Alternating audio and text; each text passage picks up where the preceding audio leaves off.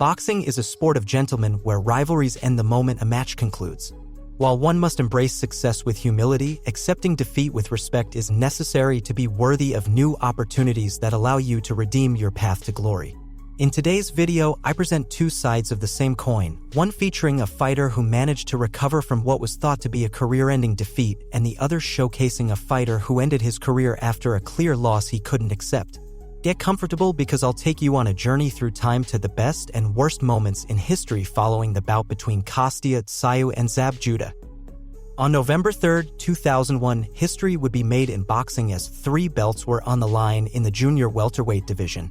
Kostya Tszyu, the 32-year-old champion of the World Boxing Council and the World Boxing Association, had to defend his titles against Zab Judah, a 24-year-old, putting his International Boxing Federation title at risk. After losing his title in May 1997, Kostya Tszyu had no choice but to start from scratch.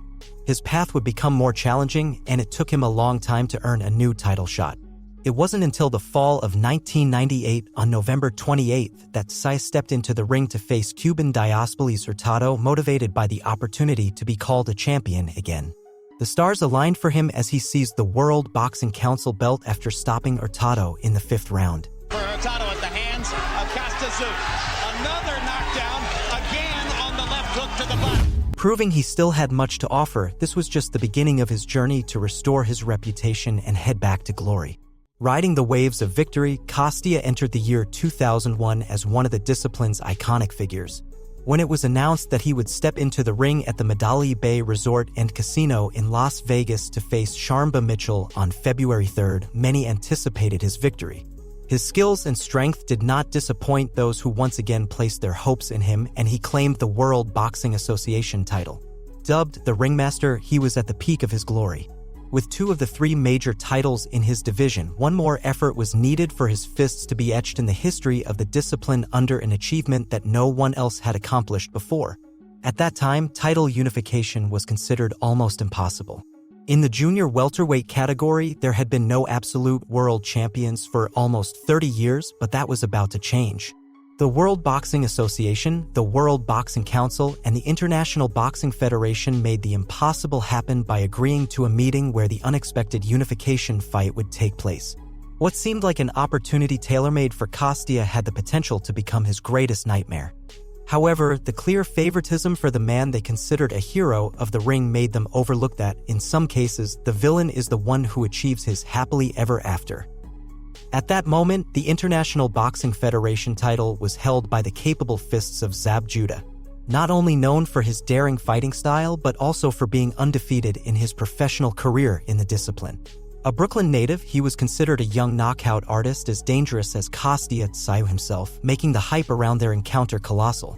Not only was he 8 years younger, but he also had charisma that could make anyone lean towards him, even if he represented the villain who would hinder Tsyu's second chance at glory. Soon enough, experts began pointing out Zab as a superior fighter to Kostya based on multiple characteristics.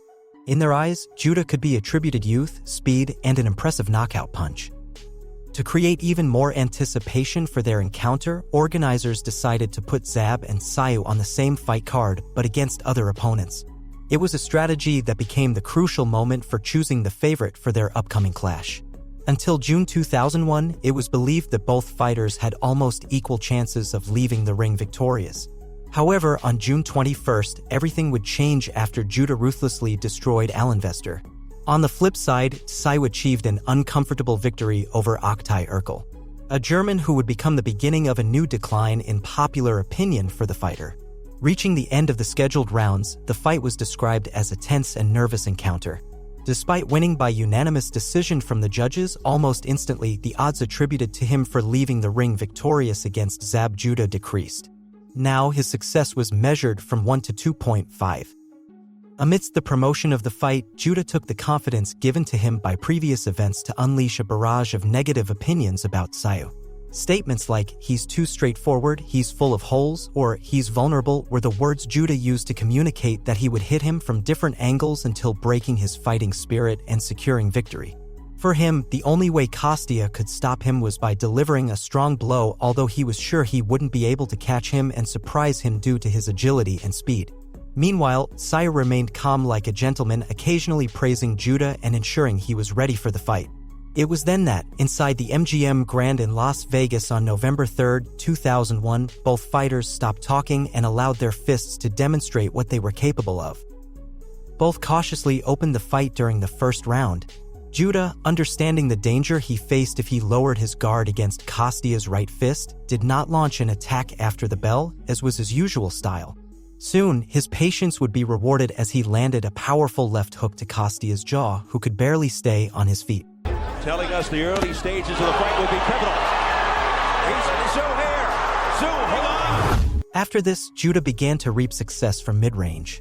In the second round, Tszyu sought to level the playing field by targeting each of his attacks to Judah's jaw. Hard for Tszyu. Stop on the diamond. Continues to be up on his toes, but Tszyu stalking. There's that jab again, but without throwing his characteristic right punch, he managed to knock down his opponent in one of his characteristic traps a few seconds before the round ended.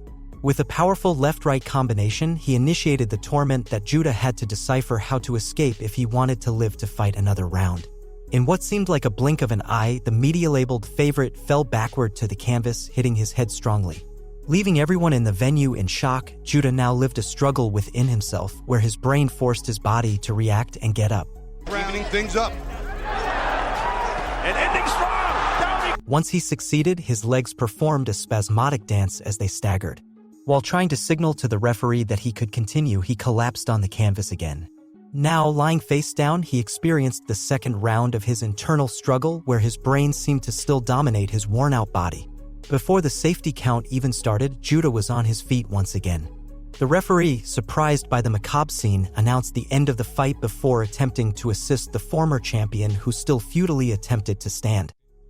As Kostya raised his fists as a symbol of his victory, Judah, who had been stood up by the referee, screamed hysterically while protesting what, from his confused perspective, was an unfair interruption.